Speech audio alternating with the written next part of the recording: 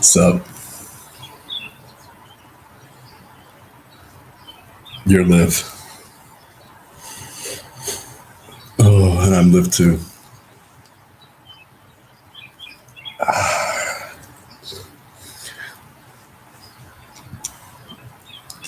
I'm gonna admit, I was planning on doing a short live, anyways, but I just had a good cry, like a little cry, and it was a good one.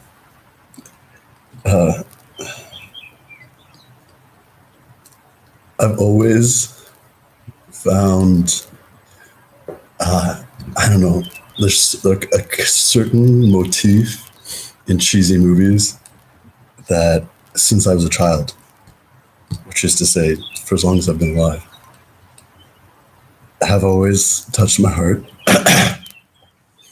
and made me cry a little bit.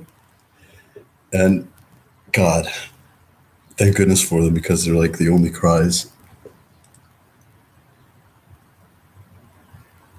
that have ever kind of felt warm.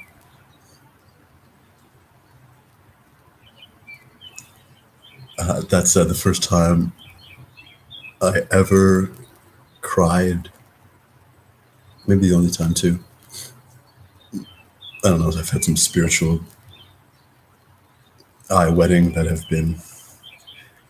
Well, I couldn't put words to them. Anyways, was when for my birthday, my brother and his partner gave me a birthday card and told me for my birthday that they wanted me to be my nephew's godfather. And like, I cried, like I read it and I just, everything I felt and like hot tears in my eyes.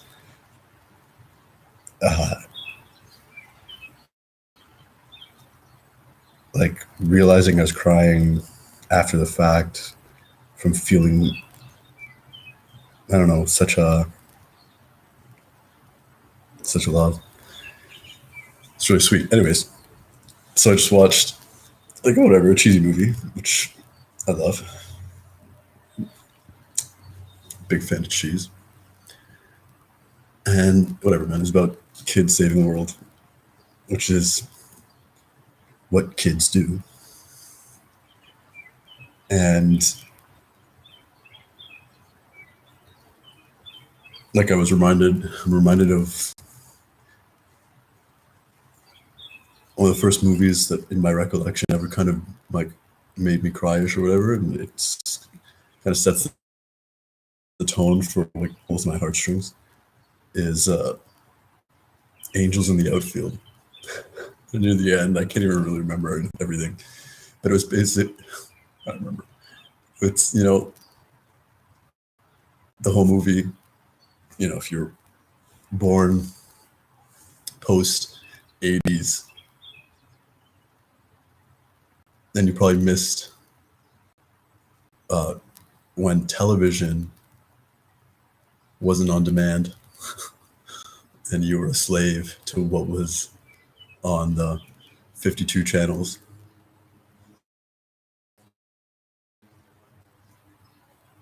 Or 32, depending on your cable package. And, this boy wants the Angels to do good. They're a really shitty baseball team. What's baseball, anyways? And so he prays. Because basically, if the Angels do well, then his dad's going to love him. Or someone's going to love him. Someone's going to go to jail or something. But anyway, so whenever he goes, like, I'll watch what he'll do. And I can't remember, but for whatever reason, this last game,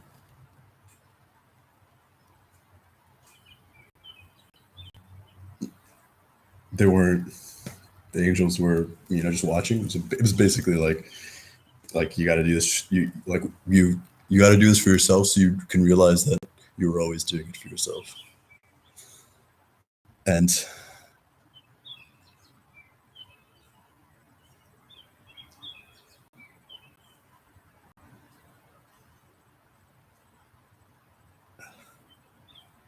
people like fuck crying wings, and like it's his turn to camp it. This is more important to you because you realize that what you are doing it for is what defines. Anyways, and there's like always some more stuff that always gets me. So this, it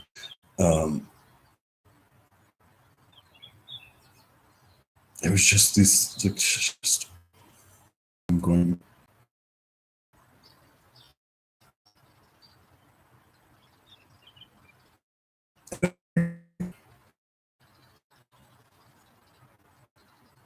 Except as like,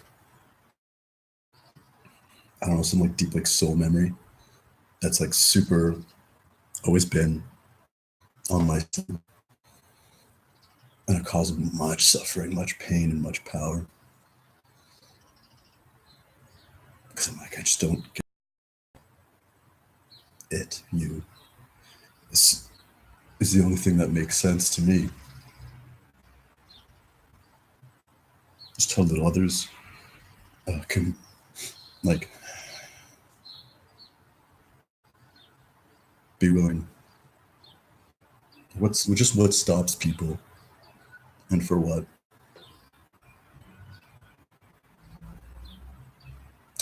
Like I can say like blessed, lots of people, friends, family.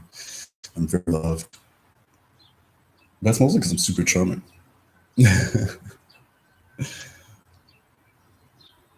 And generously loving.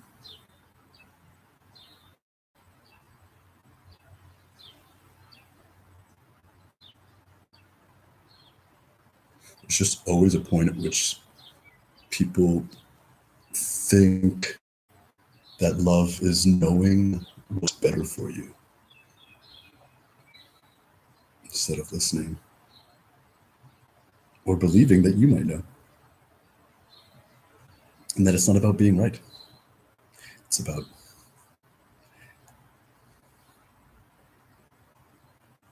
knowing who you are more and more by testing it instead of being told. I don't know, that was like a super tangent to the title that I wrote for this, but it was really sweet. So I figured I must have no choice but to share it with you, whoever you are.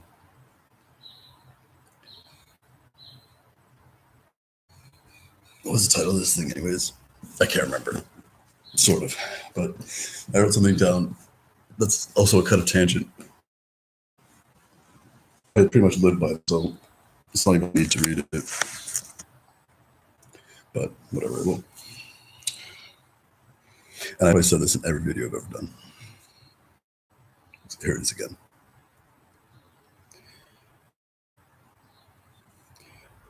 Saying I love you is like saying the sky is beautiful, or tulips bloom.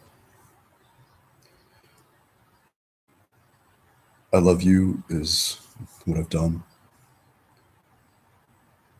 and what I can always only ever do.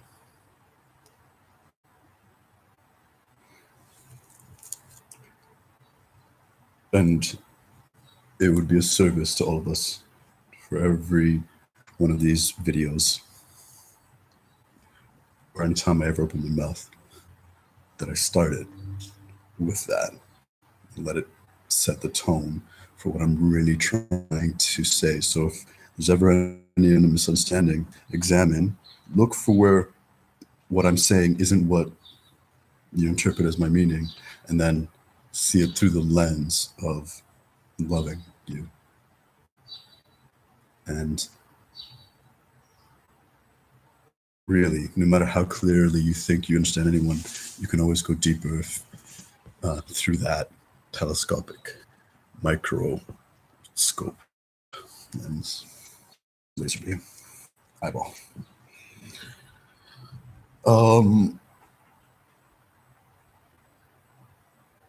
I have so much that I want to say and no one to really talk to, and that's how I roll. I'm super not good at not knowing who I'm talking to.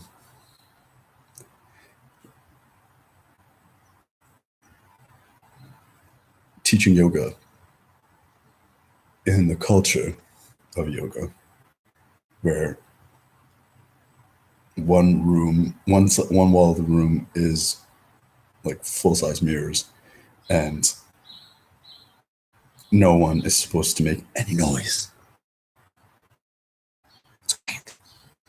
So no talking, no singing, no humming.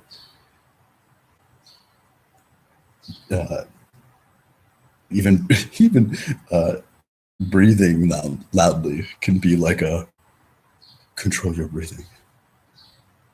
Is it you that really needs to breathe that hard? Is it really air you're breathing? Anyways, I digress, but my point is that even in that yoga room where I'm the only voice,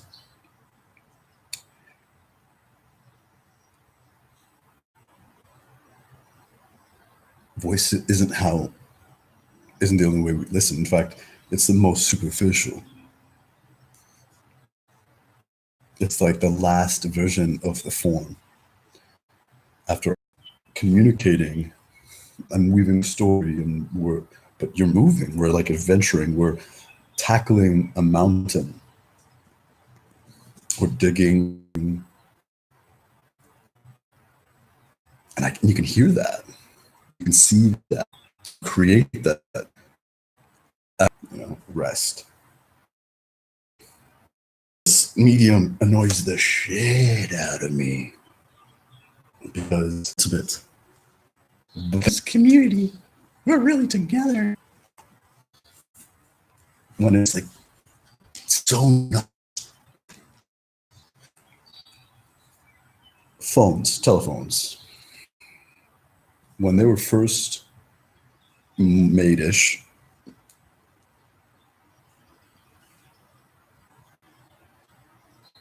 so this is all in quotations because you've been lied thoroughly to, and if you've got any modicum of success as far as what you think other people think of you, then chances are you thereby believing and doing what you've been told really, really like a good puppy. And you know what? Most of us, if you've got even a computer, have been a good little pet at some point or another. Otherwise, you'd be in a tighter form of imprisonment or dead. So,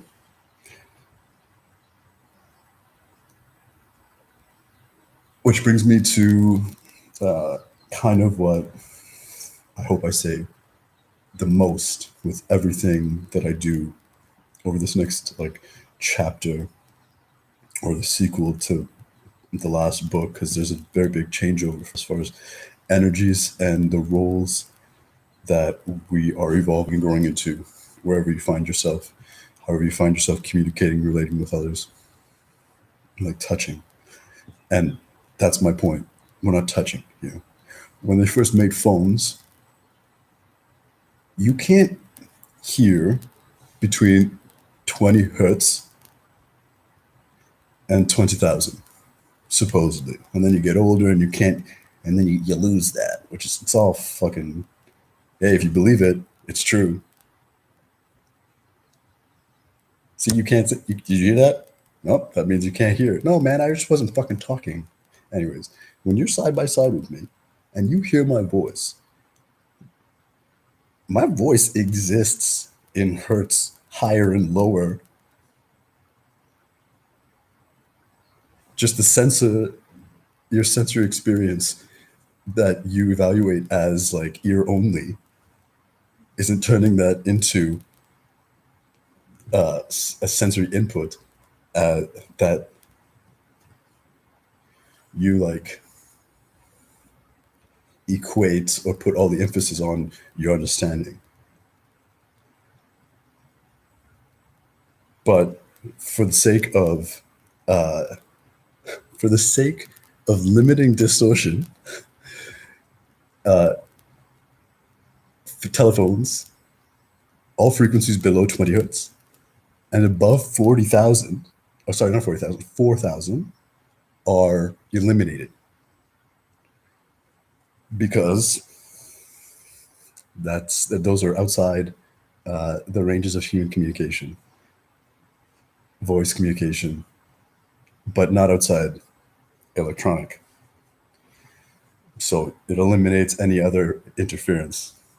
Just like, yo, pretty much anytime I'm talking about shit that people think they know about, I'm air quoting hard. So the moral of the story is anything I say right now, it's not my voice you're hearing. You can't hear my nervous system, although it's a little bit coming through.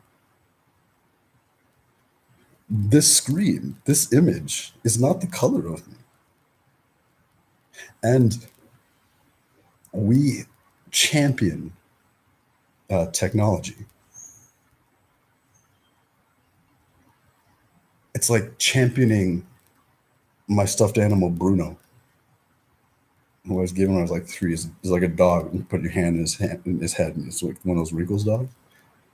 It's like being look at this, it's a dog, and then looking at my Murphy and being like,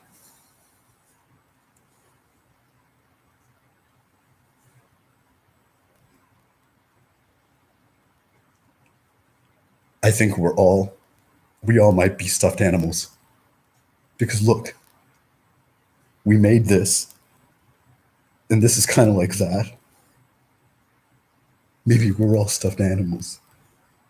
It's like we live in a holographic reality. Oh, maybe this is all a simulation. Oh, we could be programmed. Oh, maybe we're all computers. It's like, you guys realize everything is made out of what is. So if we're like computers, then reality is like that thing. And we are mimicking, modeling, depending on how you look at it. Stop fucking like bringing everyone down and looking at yourself like you're so small. But that's like another video. And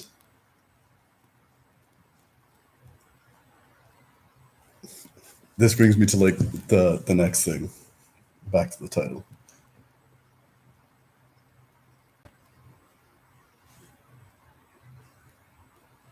If, because like it's really lovely. I'm meeting a lot of people through this YouTube like speaking your truth community, and it's really sweet. It's like it feels like actually like it's like being surprised with what friendship and togetherness actually really might be.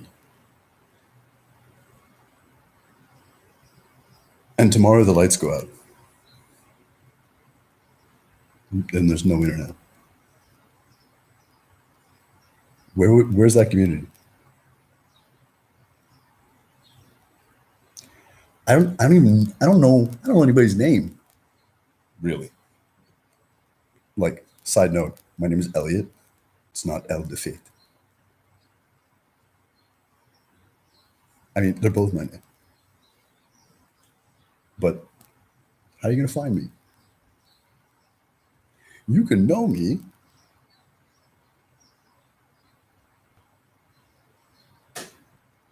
but more likely through these mediums, you just can think you do. You can think you know anybody. one of my like most growing or like my spurs of personal evolution is looking at fucked up things and wondering why they're allowed to exist. Looking at which basically has amounted in my like 33 and years of looking at everything and be like everything's fucked up. So pardon me, I look at everything like this way. It's like, why is the world fucked up? You know, I'll skip to the end. Because someone's fucking it up on purpose. Okay, so if someone's fucking it up on purpose intentionally, then why? Then and like I can access things that may threaten that system of fucked upness. If I was fucking things up, I wouldn't let that be. But super good strategy. Like having it be believed that something creates a vulnerability when it really doesn't. That's Sun Tzu. That's fucking out of war shit. So I look at the YouTube community, the online community. I look at the fucking internet, and all I see is trapping. All I see is like, look, you guys can really know each other. Look, here's a picture. That's really this person. Here's the words. It's like it's almost like it's out of their mouth. But none of you actually can be or beside each other. In fact, we're doing such a good job that you you sit beside each other and create a very real field of distortion between your physicalities because you're still communicating through these devices that digitally add our signature or whatever like frequency modulation slash like capture ceiling basement modification. So we're really always got our fingers into everything that you think you are doing.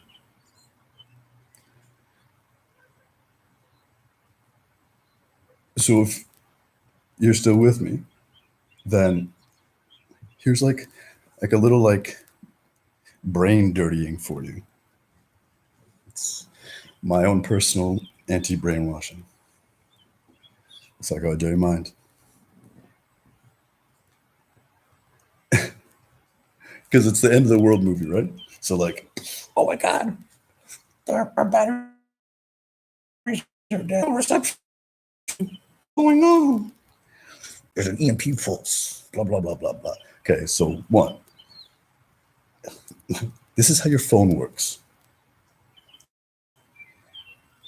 When you make a call, it's a radio communicating to a cell tower, communicating to blah blah blah, and however many relays in the cell towers it says is required to get to another person. So me and my dog are now talking cell phone to cell phone. My cell phone isn't sending information to his cell phone directly. It is sending to a gatekeeper and then traveling, you know, through the net or cage, the intercage, back in. So when, oh my God, there's no reception. Can you hear me now?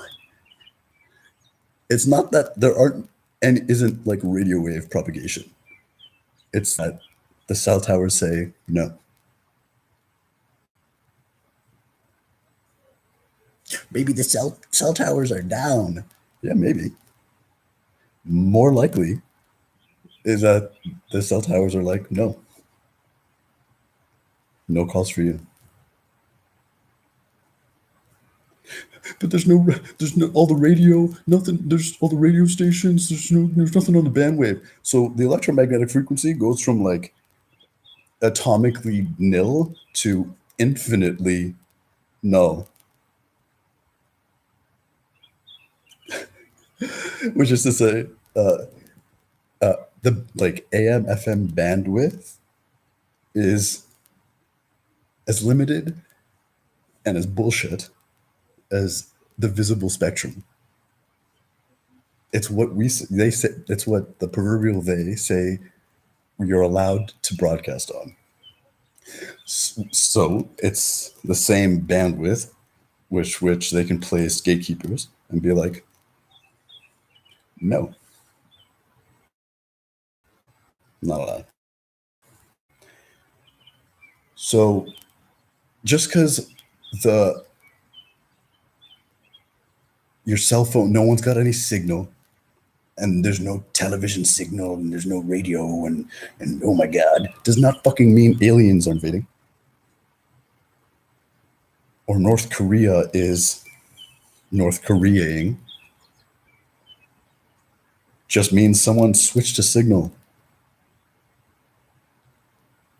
And what does that mean? Everything is communicating.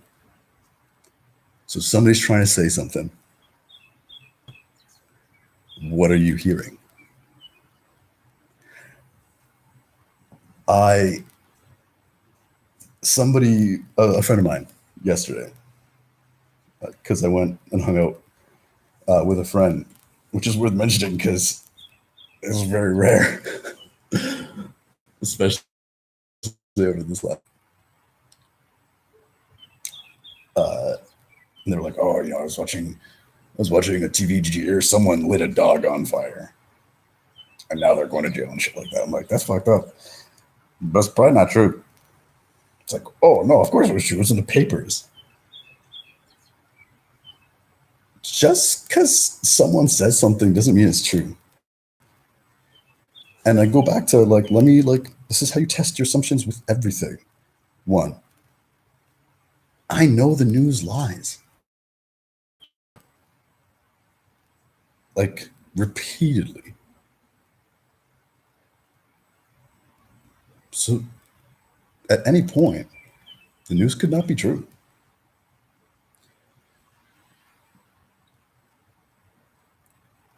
And to make my point, I've been to Europe. I've taken a bus across Canada. I'm in Ontario, so I've gone as far west as Victoria, and I was a flight attendant for a little while, so I've flown as far east as uh, St. John's in Newfoundland, in Canada. Been to Southeast Asia, been all over the States. But what have I really been? I've been in a bus.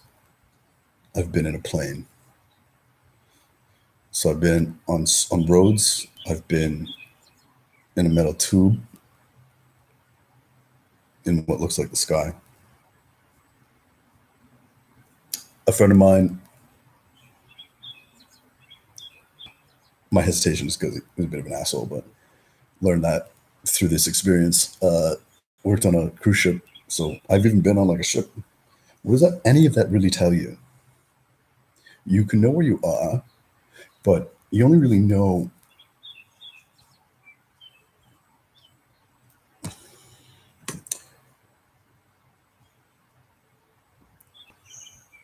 anything in the context of your environment.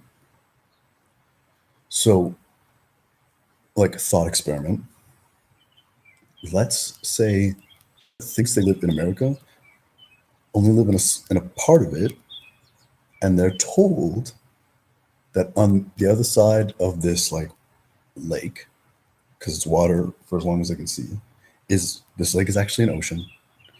And when you travel to Africa, they send you into a plane and everything says 30,000 feet, but it's really just 3. And they fly in a figure 8, and then they land, let's say 6, 7, 800 miles away. That's for the Americans, because miles and kilometers, the only difference is to confuse. us and keep us from speaking the same language. Like, you don't really know anything until it's been you.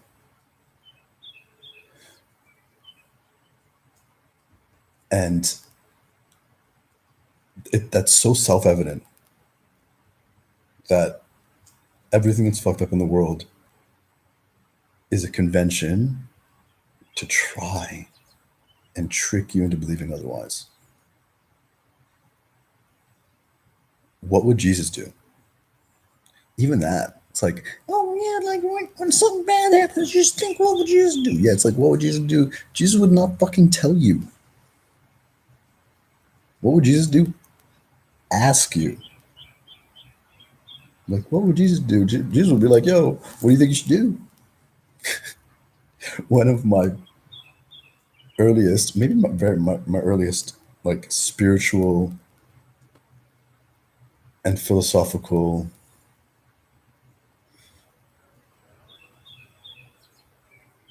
like departures, unbeknownst to me, but after all these years, it's really stuck with me. It always has. When you do your Eucharist or whatever, and we're telling stories about Jesus, and by then I was like a pro, not just because I was going to Catholic school or whatever, but I learned to read with my mom, like laying in bed, and we'd read to each other. She'd read to me, and then I'd read. As soon as I could, I started reading to her. And that's how I learned to read, and that's where I fell in love with reading, because it was really my first experience with being present with somebody in their company and caring enough to pay attention to each other and wanting to be good for ourselves and our company. Anyways, I just remember being like, I know, some bullshit story. Quiet.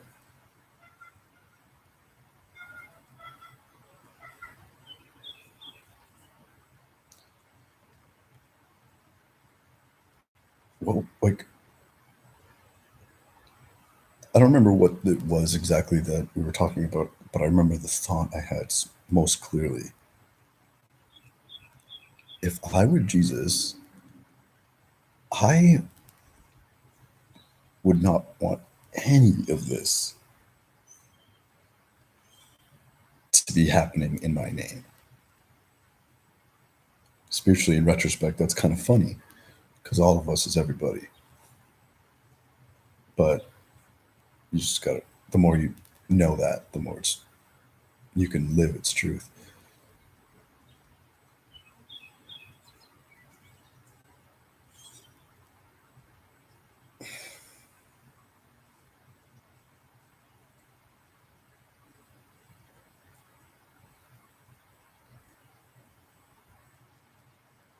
Anyways.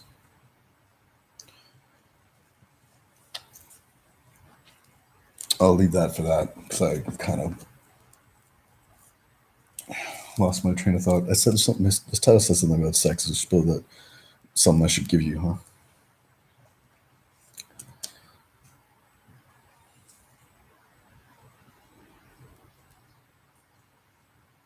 Okay, yeah. I wrote something on it that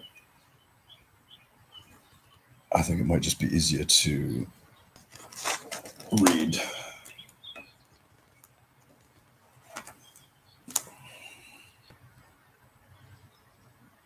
All right, you know what? I might have said this better here. So, just because your phone has no reception or landline has no dial-a-tone doesn't mean the world is over. If you have no power or reception, that means the utility and telecom companies have revoked them. Technically, your phone can still work over the same distance at least to the closest cell tower and communicate with another device if it had instructions to find it instead of specific cell or radio towers. Telling the masses the truth does not cause panic.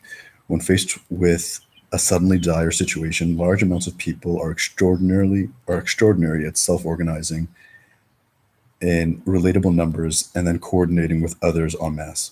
This is true. At times like these, radically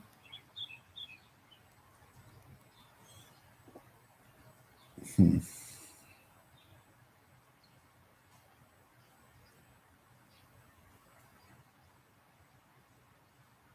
hmm. At times like these, this is like dire stitches. At times like these, radically pragmatic culture is emergent that overrides what has been taught to do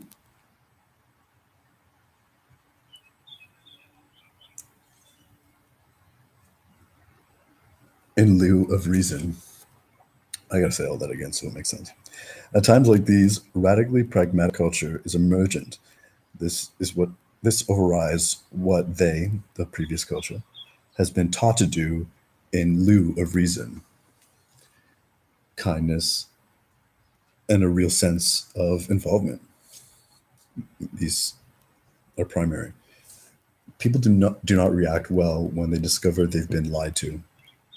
By extension, large amounts of people do not act well when a minority of their population knows the truth, but they do not, as they have not been informed by mainstream channels, because that's the only thing that they'll believe. They would rather believe that you are lying and they have not been lied to. All the more precarious is when the majority is apt to perceive themselves as not important or smart enough to know the truth initially.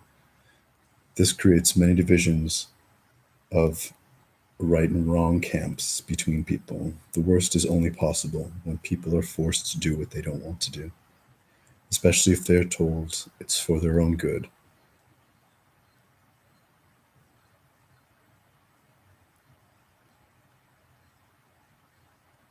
But their reason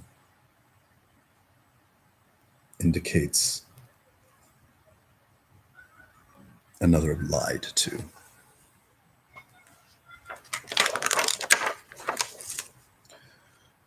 I want to get to that sex thing.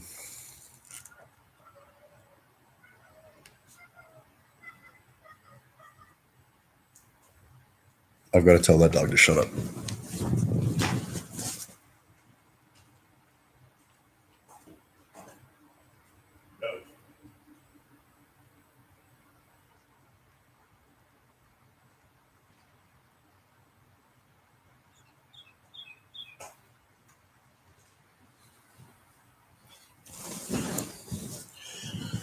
I have a yappy dog that lives beneath me, and I train it with my mind.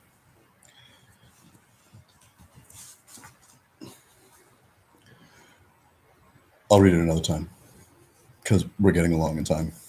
And you literally were just patient as I sat through being annoyed by like psychically training the world.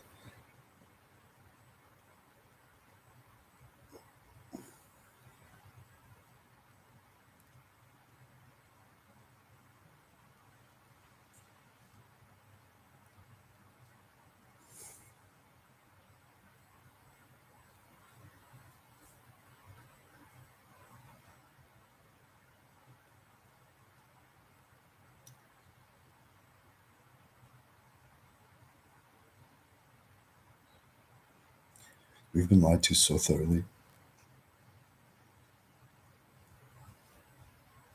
But the only lie that needs to be effective is that you can't know the truth. If you believe that, then your all is lost. That's a lie. And once you know that, you start to trust your sense of the truth. This is called discernment. Because you just don't believe things that don't feel true. You test them, you challenge them. In this way, what you really, really, really in your heart of hearts and every cell of your fibers being thought, believed, knew is true, and you find out that isn't, is how you discover all of those markers for what you think is true are incorrect. And then you go through them. And eventually, not by magic, although it is magic, you can't, you know deception because it has its own signature. It doesn't make sense. And there's a difference between the mysterious and the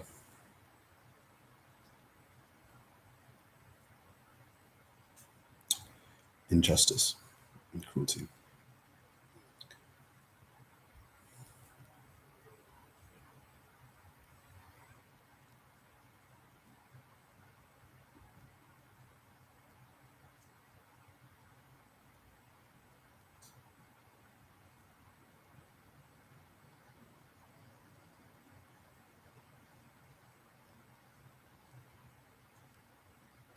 I don't remember what I was going to say about sex, but what I could say, born brand new in this moment, is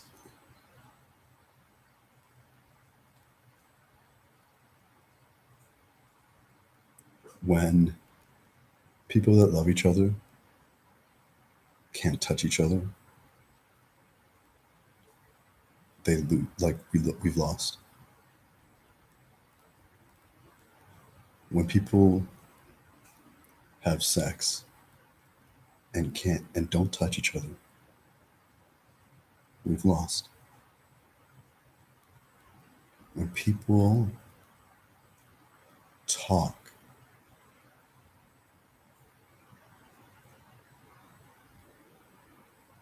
and that's not sex, we've lost.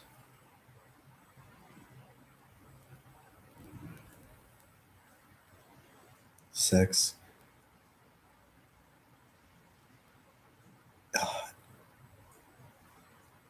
is the act of divine interlocking. It's asymmetric path stepping. It's fitting together, not making it fit.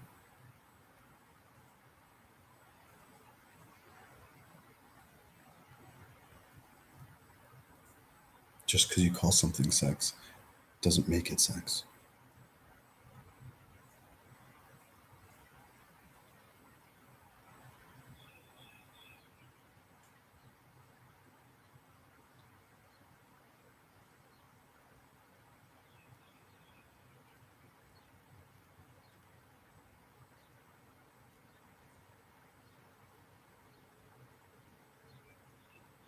I don't know. I think that's it. For this one, anyways. Thanks for joining me. It's a bit of a tangent, but I'm always careful what I say when I don't know who I'm talking to.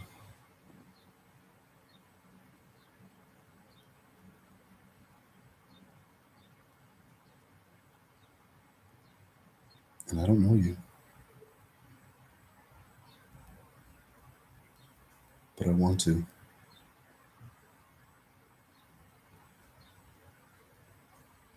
And as long as our high fives and fist bumps are emojis, our blown kisses, our smiley faces, and the fires in our hearts are fire icons, then the archons got you. So long as you think you need a business, then the business plan is working. It amazes me how deeply entrenched money is in people's genetics, because that's where, like, it's gripping. Like, you can't even talk about abundance unless it's in frame of reference for the chains that enslave you.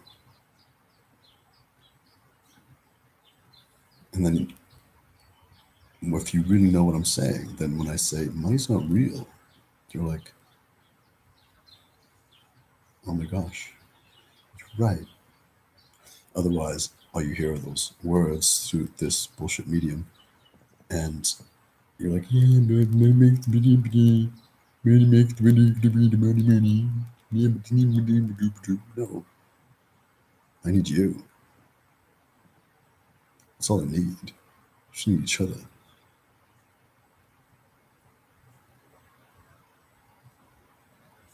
And the fiction of the history of money is just that. We haven't had it for nearly as long as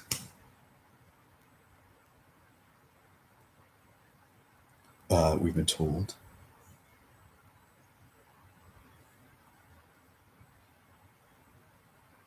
Everything that we've been taught to fear um, is closer to love than not. Everything that we've been taught to praise is a confusion of ions. Confound the ions.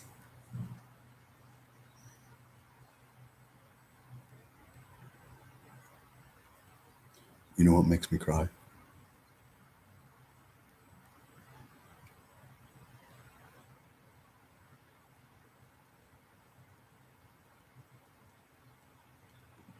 In like movies and books, is the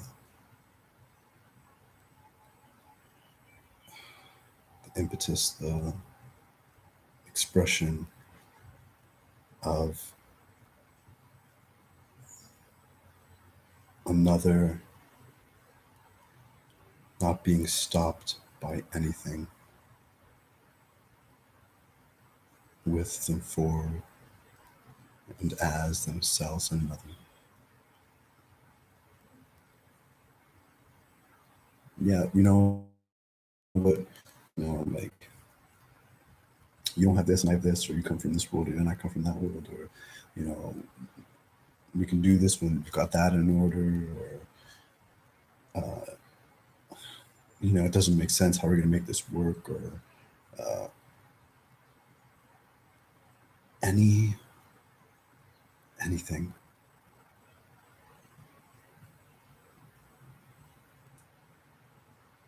What makes me cry, like that happiness,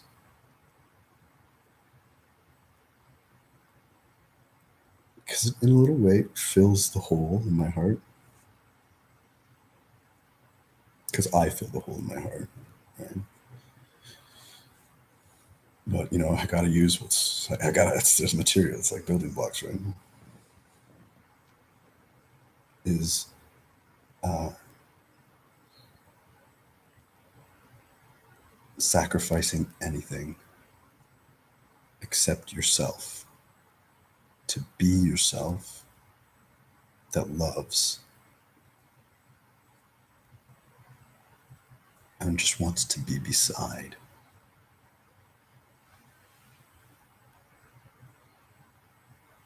Like another you.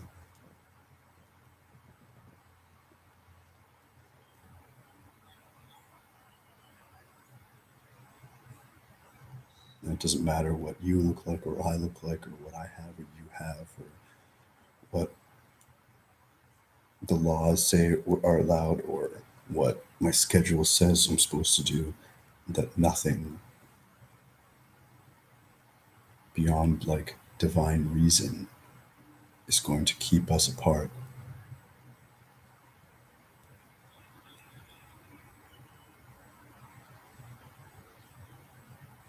and divine reason conspires to bring acts of loving together.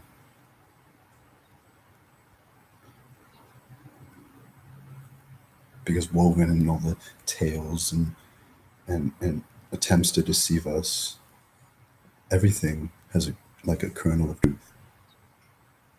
And to not be apart isn't about what needing to have sex, to kiss, to be boyfriend and girlfriend, to work together, to build something, to lead something, to follow something, to blah, blah, blah, blah, blah.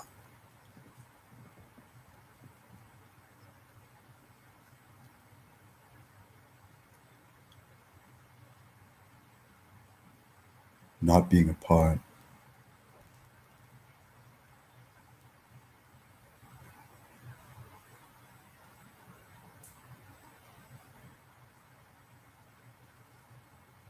is a whole nother realm.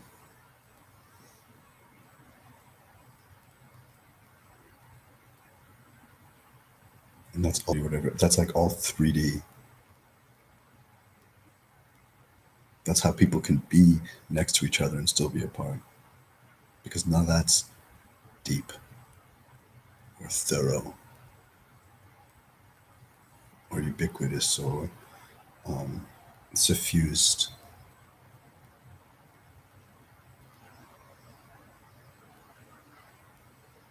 But on higher level orders of business, proximity, being next to someone,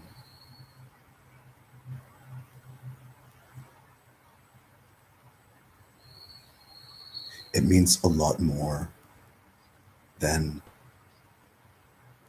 I'm standing here and you're standing there. It means it sends into the it spreads into the universe. What it says is, this is where I'm going and what I will do for this.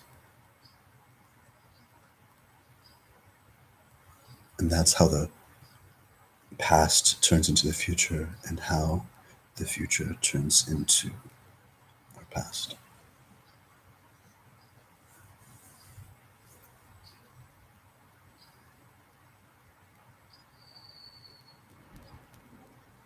I hope nothing I say makes sense and that it takes work for you to have to figure it out. Otherwise, I've done a disservice to you.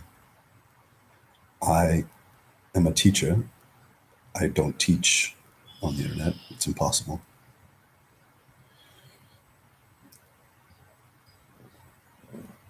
Depending on what teaching means to you.